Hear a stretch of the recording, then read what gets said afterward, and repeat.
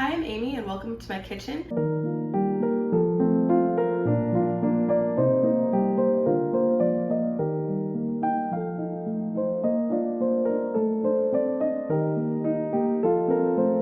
I'm really excited to share what we're gonna have for dinner tonight. So I have a 5-pound bag of potatoes and I'm gonna make some potato soup.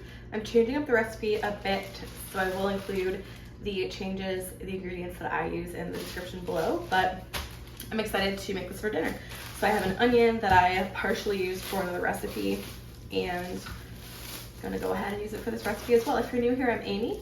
I'm a wife and a mom to a 2- and 4-year-old, and I just like sharing what I'm cooking over here for my family. So I'm gonna go ahead and use carrots. I'm going to peel them and then chop them up. Carrots aren't in the original recipe, so I think I'm gonna try and dice them up pretty small so they won't really add a ton of extra cooking time to this recipe. So I'm gonna just dice them into cut them into small circles. And next I'm gonna go ahead and dice up this onion. This is a really large onion, so I'm not sure if I'll use the whole thing, but we'll see how much I need to use. But it's not quite soup season. It's still pretty warm over here, but I just feel like a nice kind of cozy soup. So that's what I felt like making today. But I'm gonna go ahead and just finely dice this onion as well.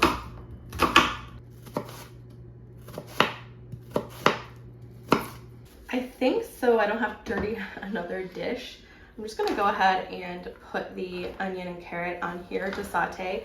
I'm gonna go ahead and saute the carrot with the onion and the garlic. We'll add a little bit of olive oil and then I'll set that aside, and we're gonna go ahead and chop up potatoes. This is 2.5 pounds of just golden potatoes. And I also went to the farmer's market and I picked up some garlic.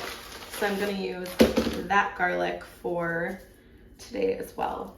I very rarely use garlic like this, so I don't even know really how to use it, but it looks really beautiful.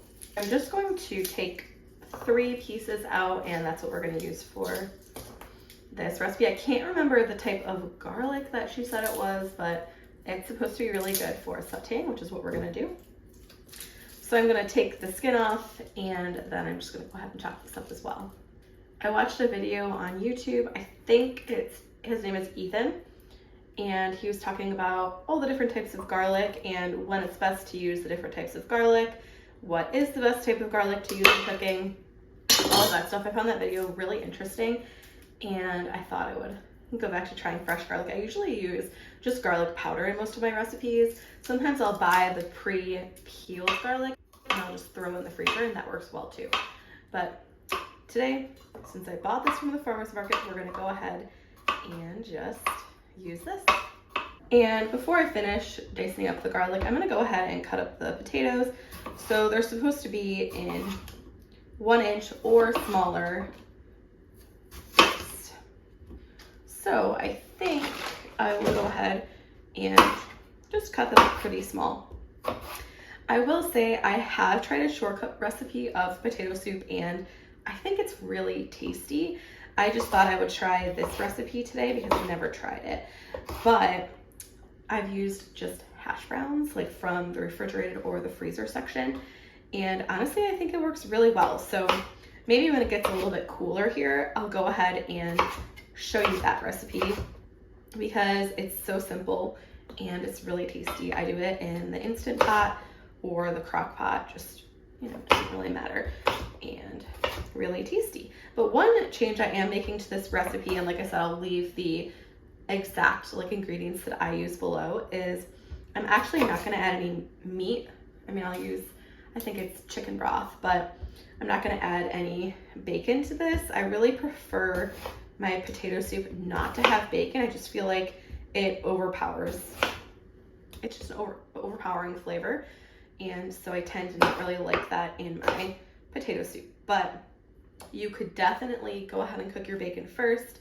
Use some of that bacon grease to cook up the onion and garlic and carrot in my case. I like to use what I have. I like to use kind of what I feel like adding, and I do change recipes up a lot, or I just, you know, make up my own recipe, I guess you could say. The potatoes are chopped, so I'm gonna go back to finally chopping up this garlic. I don't know why I put the carrots and the onion in a skillet, but I'm gonna go ahead, heat up this oil, and then I'll add the veggies from here. I'll add the onion and carrots once this heats up, and I'll just wash this right away. So let's go over to the stove and start cooking this soup. Don't mind my stove. I do wash it all of the time, but it gets dirty a lot. Gets a lot of use.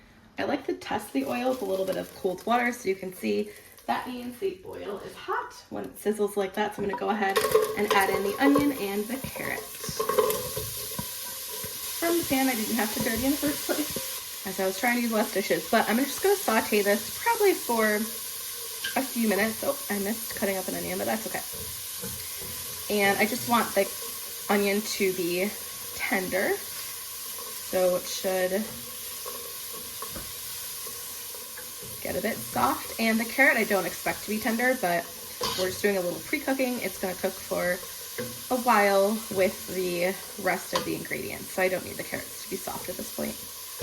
Good, it's getting translucent, so I'm gonna add the garlic and just cook that up for just 30 seconds or so until it gets fragrant. Just don't want that to burn. Now I'm gonna add in flour. I'm supposed to have 1/3 cup, so this entire measuring cup, but I don't, and I'm not gonna open another one right now. So I'll just check to see if I think I need more, and if I do, then I will go ahead and add a little bit more a little bit later in the cooking process. Just gonna cook this up for another minute. Now I'm gonna add in all of those potatoes.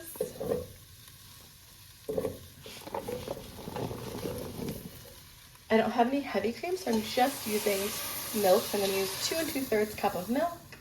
I'm using whole milk. I'm gonna add in an entire carton of chicken broth. It's 4 cups. I'm gonna do a 1/2 teaspoon of chili powder. I used no salt added chicken broth, so I'm gonna add 1.5 teaspoons of salt and add more if I need to.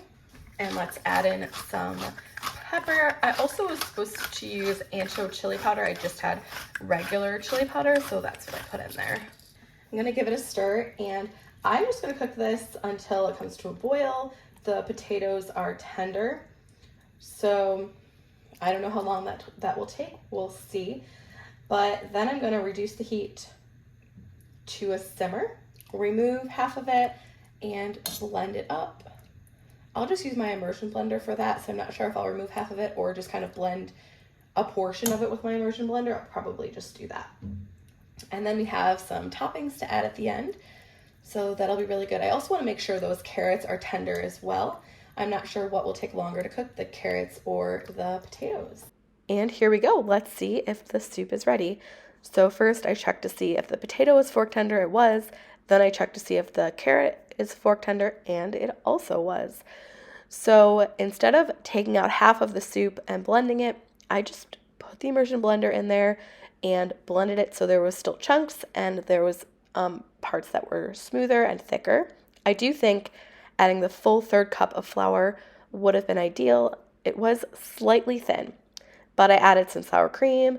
I added in some shredded cheddar cheese. Actually, my 4-year-old was helping with this. My 2-year-old was there as well, but I also added in some homegrown from my grandma's garden, my grandma and grandpa's garden. It's some homegrown basil, and we loved this soup. I'll definitely be making it again, and hopefully I'll show you that shortcut creamy potato soup here in a little bit as well. I added some green onions on the top, a little extra cheese. It was super delicious, a nice fall cozy meal. Next, I decided to keep with the fall theme and make some pumpkin chocolate chip cookies. So first, I just kind of patted the pumpkin dry. It's canned pumpkin, and we wanted it to be more dry than it comes just out of the can. So to a bowl, I'm adding brown sugar, granulated sugar, that's some melted butter, and I'm gonna mix it up. I'm adding vanilla, I'm adding that pumpkin in, and then I'll give that a stir. Next, I'm adding in the dry ingredients. So the dry ingredients are flour, salt, baking powder, baking soda, cinnamon, pumpkin pie spice, and then the chocolate chips go in last. So again, my kids love to help me. I've been having more trouble filming just because if I make anything when they're awake, they love helping me, which is a great, problem to have. I love cooking with them. But I refrigerated the cookie dough for about an hour. I didn't show myself adding the chocolate chips. But now what I like to do is shape all the cookie dough balls. So I just take them out with this cookie dough scoop. It's new. I got it about a month ago. It's great. I love it. It makes it really easy to take the cookie dough out, and then I just roll them into balls.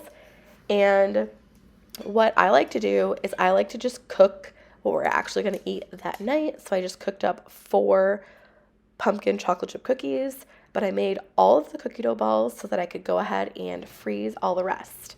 I love doing that. You can always have a hot cookie if you want it. And I also just bake it up in our toaster oven, and that works really well. I'll just let it sit out on the counter for about 10 minutes so that it thaws a little bit before I bake it. And so I baked it, the ones that I made this night, at 350 for 11 minutes. Here are the ones I'm going to freeze. I just label it and put it in the freezer. These cookies were nice. I like chocolate chip cookies better, but it was a nice kind of fall take on a chocolate chip cookie. That's everything. I really hope you enjoyed this video, and we'll be making some of these recipes. I always leave the recipes down below, and I'll see you next time. Bye.